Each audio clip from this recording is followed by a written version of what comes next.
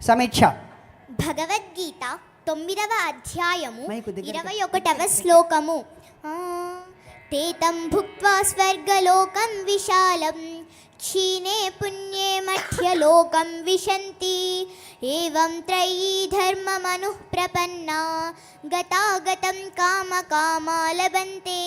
తాత్పర్యం: చనిపోయిన వారు విశాలమైన స్వర్గలోకంలో పుణ్యం క్షీణించిపోయేదాకా అనుభవించి తరువాత భూలోకంలో జన్మిస్తారు.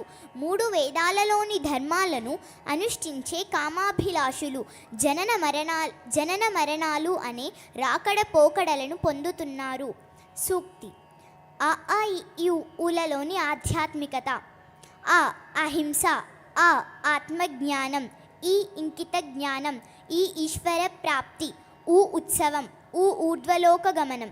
అహింసాయుతంగా జీవిస్తూ ఆత్మజ్ఞానాన్ని పొందుతూ ఇంకిత జ్ఞానంతో జీవిస్తూ ఉంటే ఈశ్వర ప్రాప్తి కలుగుతుంది. ఇక మన జీవితం ఉత్సవమే కదా, మరి తదుపరి జన్మలు ఊర్ధ్వలోక గమనమేగా.